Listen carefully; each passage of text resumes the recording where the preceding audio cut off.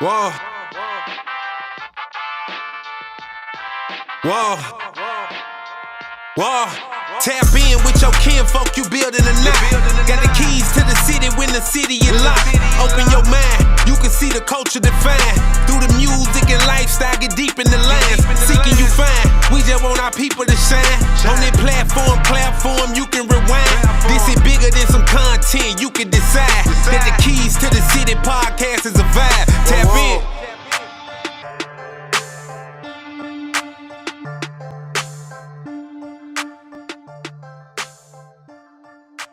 What's going on, Kinfollllk? Welcome back to another episode of Key to the City podcast. It's your favorite Kinfollllk, Mr. Key on the G, aka Mr. Key to the City, and I appreciate everybody for tuning in and supporting like you always do.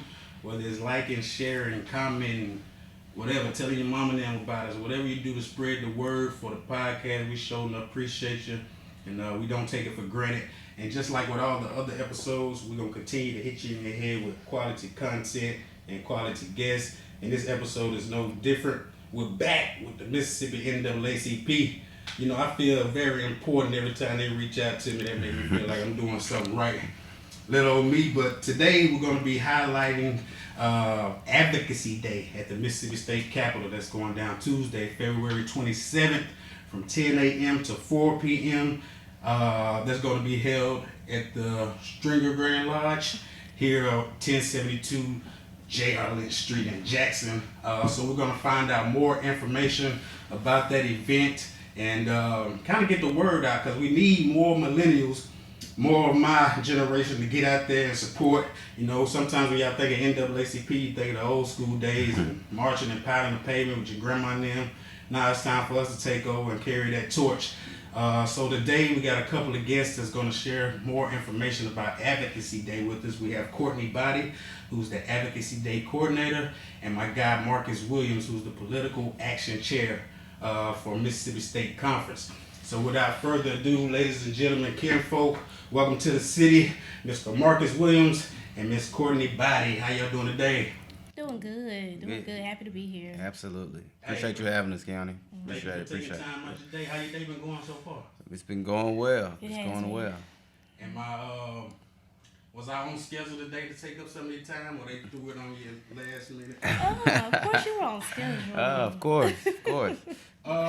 Now, I briefly described your job titles with the NAACP. Can you just go into a little more detail exactly what it is you do, starting with you, Ms. Body? Yeah, so I currently coordinate Advocacy Day planning. This is my second year in the position. I am a volunteer with the NAACP. Also, I'm the branch president for the Leake County branch in Carthage, Mississippi, and been a part of NAACP for quite some time. And I'm also assisting our chair of the Political Action Committee, Marcus Williams. That's this guy. Yeah. Tell us a little more about what you do, Mr. Williams. Well, yeah, by day I'm a lawyer at Williams and Bass, but as a volunteer and helping in the effort to continue the progress here in Mississippi, I'm political action chair of the Mississippi State Conference in NAACP. A big part of my job is to basically do what the executive director, Charles Taylor, asked me to do, one. And the second job is to make sure I coordinate with our local branches and make sure we're staying active politically. A lot of times our local branches oftentimes have their own events and advocate in their local communities. On the state conference level, we want to make sure that we're advocating on statewide issues, and Advocacy Day is one of those good opportunities where we can get together down at the state capitol where, look, everybody is represented from all over the state, and we get down there and we talk about our issues and why they're important to us. So.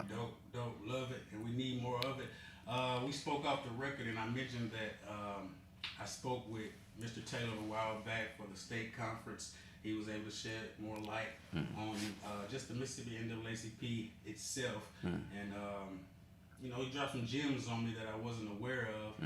In regards to Advocacy Day, why is it important to continue to raise awareness about key issues affecting African Americans in Mississippi? Yeah, well, I'll say this, you know, one of the things about our community, and I'll put it all together and put it in context. We've got an older generation that had fought so hard for us to get these opportunities, to get rights, to get in the building. and we've got a younger generation that's disillusioned and disengaged. Come on. So what we've got to figure out a way of combining their wisdom with our energy and youthfulness, and we make a great team together. And so Advocacy Day is the continued effort of that. See, a lot of times we have folks down at the Capitol that are allies, but we need advocates. Advocates are those folks that stand in the trenches with you, like those young folks up in Tennessee, and get dispelled, right? Yeah. And allies the folks that go up there and drink coffee and say they with you, right? So we need advocates. And so a part of the reason of us having Advocacy Day is to make sure that people know. The NAACP may have been founded in 1909 and got here to Mississippi in 1919, but it's just as relevant today. Absolutely. Because history repeats itself. The things we were seeing back then, we're seeing now. And so what we've got to do is make sure they know when we get together, we can come down here and make a little noise. And we'll not only make that noise, but we've got policy behind us. But we've got to stay unified. And, you know, there's a big difference. I talk a bit about this, is the difference between, you know, uniformity and unity. You know, uniformity, you know, everybody on the same team, we got the same colors, and we going on the same thing. We all black, right? Colored people, right? And that's fine. Uniformity is a good thing. But we got to have unity, and we got to be united behind a purpose and a vision, and that's the point of Advocacy Day. Right. Anything you want to add to that, Ms. Body? No, I love the fact that Marcus mentioned, you know, wanting to engage the younger generation. You mentioned millennials, and I think it's really important for us to, you know, really just talk about, you know, how the NAACP is multi-generational. It's not just, as, you know, people would like to think, just an elderly or like an older generation thing. It's for all of us. We're millennials right here, and we're doing the work, and been doing the work for quite some time. And so I think it's really important on Advocacy Day for us to make sure that we're bringing in that generation, for them to see and understand why we do this, why we need the support, and just task them and, you know, give them call to action so they can go out and do it in their own communities. And you know, I think organizations like the NAACP and others, we put a lot of effort and time into just developing strategies to, like you say, get millennials out to vote. Have you guys come up with any specific strategies or ideas that maybe I can take back to my community to get them coming out and understand the importance of meshing with the older generation and us kind of teaming together to solve our issues? Any specific strategies that we can get them off their butts and get down in? I mentioned I was a branch president, and I just got to be honest, it's quite challenging sometimes. But I think it's important, like, education is really important. Yes. Understanding, like, how we can connect the dots, and how, you know, legislation and the things that we're advocating for relates back to our everyday lives.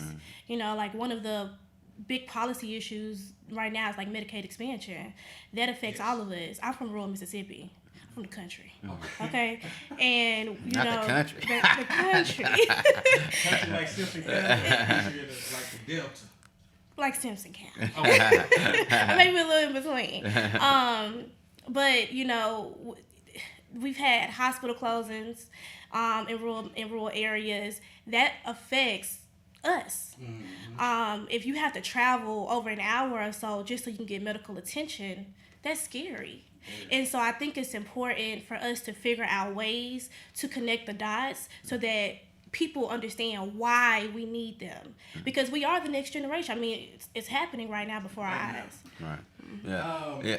And to add to that, you know, the thing about it is our generation is really so distracted, in part because we've got so many options. You got Instagram, TikTok, Twitter. There's so many things to distract you. You got to think about back in the day when they were organized in the 50s and 60s. They were going door to door with pamphlets. They didn't have social media, text messaging, all these things. So what we've got to realize, we've got to utilize the tools in our toolbox to meet people where they are. That's right. You know, we can't.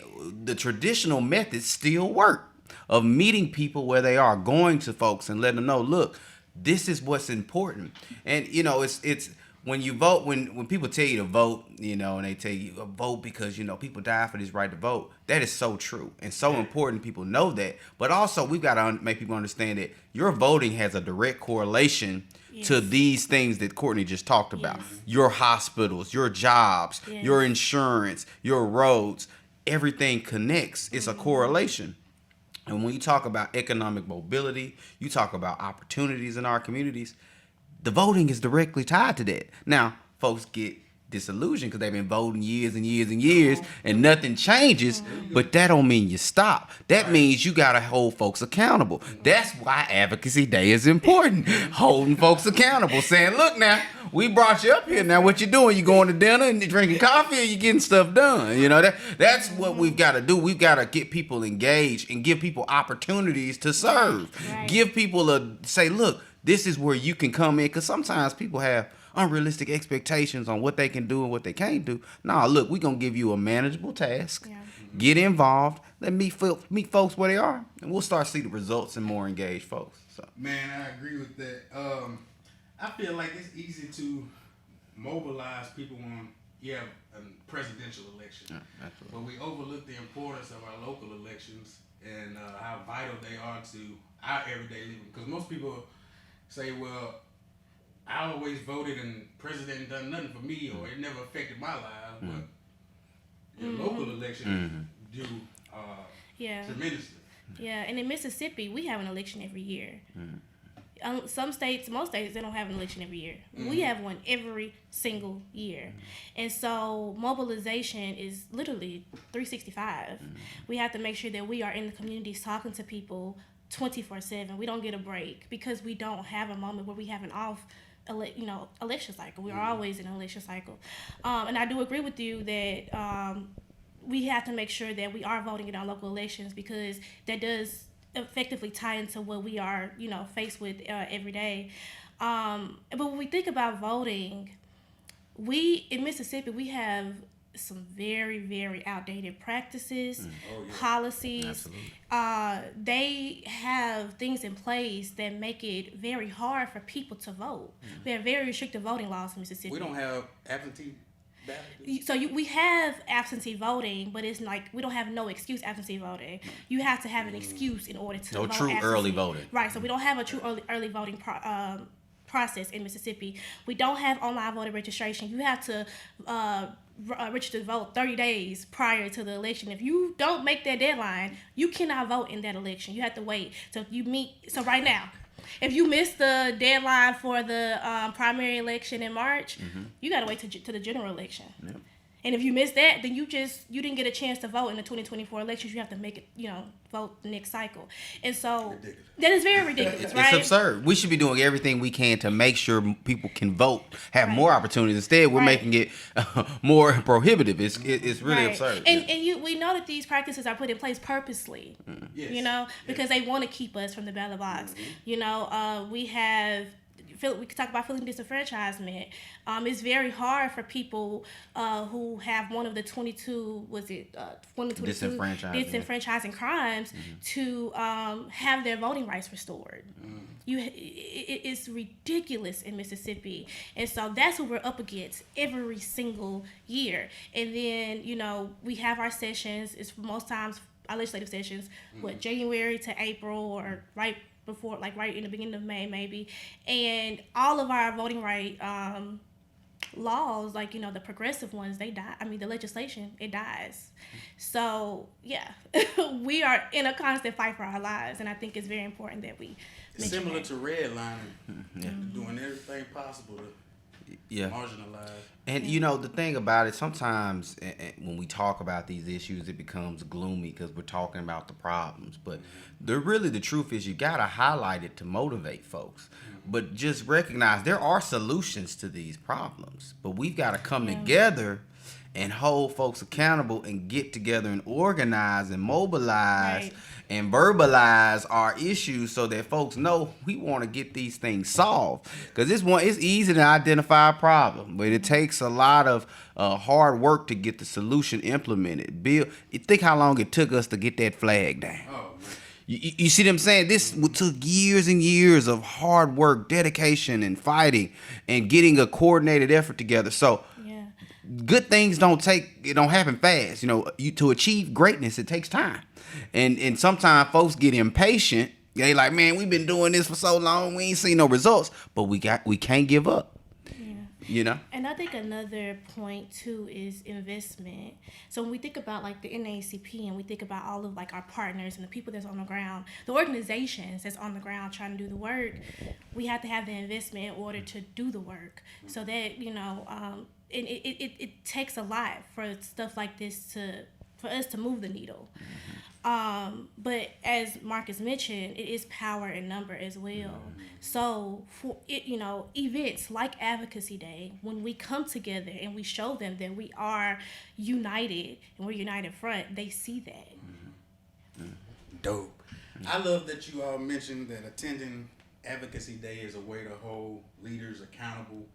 And I noticed that racial equality and justice was highlighted as a priority on Advocacy Day. Are there any specific legislative priorities or policy goals that the NAACP will aim to address during Advocacy Day? Yeah, I mentioned Medicaid expansion. Yeah. Because we want to make sure that everyone has a right to health care in Mississippi. We just talked about voting rights, so the expansion of voting rights. You also have issues like, I'm trying to think, y'all got to give me a moment. No, take your time. The ballot initiative process in Mississippi. So we're trying to get that restored. Okay. That's another issue. We think about education in Mississippi. That's another issue. Yes. So, yeah. Absolutely. And even reforming our tax code to help folks that are working. Right now, the tax code really doesn't benefit working folks as much as it should. We should expand the earned income tax credit, and there's been a lot of work done on that, especially at One Voice in regards to that, and also eliminating the grocery tax. I mean, folks having to go to the grocery store and pay this grocery tax. So there's some stuff that we can do that to help balance the scale as it relates to, you know, people of color and as it relates to our criminal justice system. Is the way it stands now. We need to also think about reforming some of our laws so that we can, you know, not hold folks, you know, to one mistake that they've made, and then that follows them the rest of their life. Right. So we need to make sure we have laws in place to provide folks when they have been rehabilitated by the state of Mississippi, they're given an opportunity to live productive lives as citizens in this state and vote and have all the rights that everybody else has got. And so we've got to continue to advocate for these things because, you know, we're not the ones doing it. Nobody gonna do it. So we gotta be the ones to go up there and fight for these things, because when we fight, we win. It's true. That's right. And the unique thing about with the NAACP, most of our priorities align with our committees. We have committees for most of those, policy priorities. You know what I'm saying? Yeah. So like voting rights, civic engagement, political action committee, and so criminal justice committee. And so, we have a lot of priorities and a lot of things that we're pushing for. Yeah, I need to take advantage. Come on down. Let your voice be heard. See February 27th. Yes, please come down, y'all. You don't want to miss this. I want to revert back to the tax code for a minute because I'm not the most politically savvy individual, but I could have sworn, did the governor mention something about eradicating grocery tax?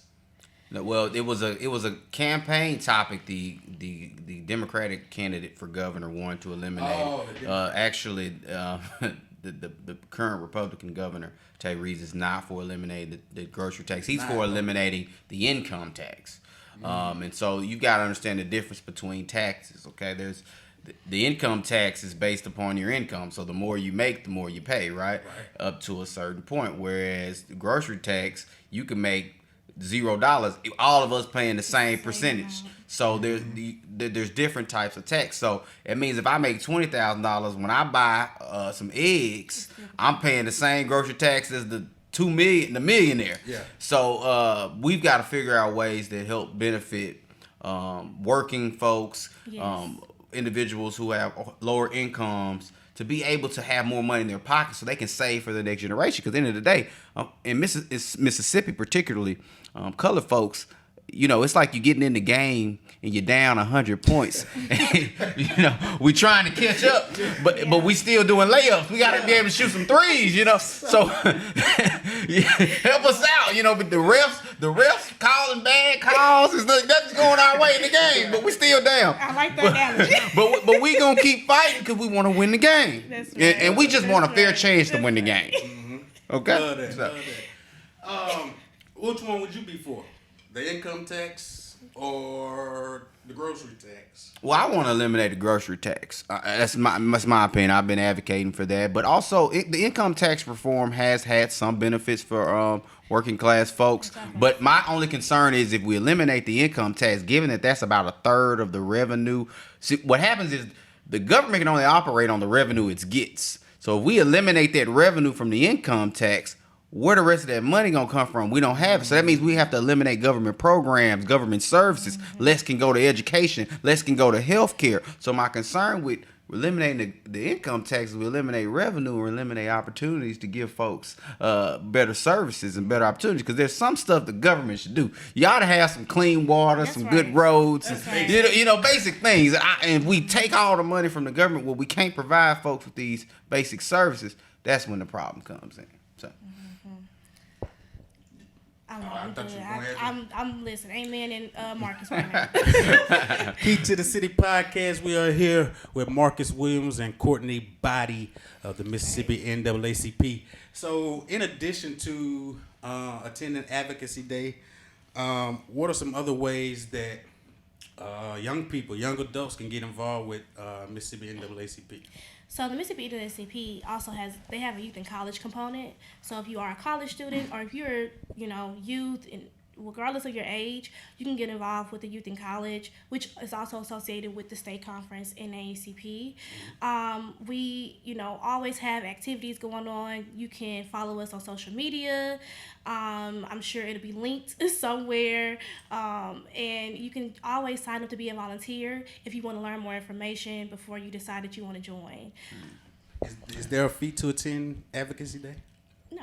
No, it's free. It's free, and we've got food. But it's gonna be great. Really, you know, we just want people to come out, and we want to show that black folks and colored folks, people of color in Mississippi, are united. And we want to come together. We're gonna have our yellow shirts on. We're gonna be at that Capitol. We're gonna start here. We're gonna start here, and I guess I'll let Courtney, the Advocacy Day coordinator, give the details of the rundown of the day. Spit it to me. But I don't want to steal all her thunder, you know. Anyways, no, but as Marcus stated, that's right. We're gonna start here at MW Stringer Grand Lodge, downstairs in the auditorium. We're gonna have our luncheon programs, talk about some of the things that we touched on today, go into a little bit of detail about what's been happening at the Capitol around some of the policy issues that we're advocating for, and just different ways that we're gonna continue fighting for what we need as a community, and as we continue advocating for all of Mississippians. And from the luncheon, we have our press conference. It's going to be on the South Capitol steps, and that starts at 1:30 p.m. 1:30 p.m. Yes, and after that, we're gonna after the press conference, we're gonna go into the Capitol and just have an opportunity to meet with our legislators. Love it, love it, love it. Last question for you all. After we've attended Advocacy Day, we've held our leaders and representatives accountable. What happens after Advocacy Day? What are the next steps that not only the NAACP, but we as constituents should take to make sure we don't lose any thunder and keep that momentum going from Advocacy Day on? Yeah, I would say that NAACP, the state conference, have a lot of things planned as it relates to how they are going to get involved in the community. One way is to stay engaged. Okay, that's the most important thing. You want to stay engaged. You want to know what's happening at the Capitol. The NAACP on our social media, because as Marcus mentioned, these phones stay in our hands. So we do take advantage of that, and we post about some of the things that we're doing on our social media. You know, we're going to be getting with partners, making sure that we're getting information out about what's happening and some of the things that we're gonna be tackling moving forward.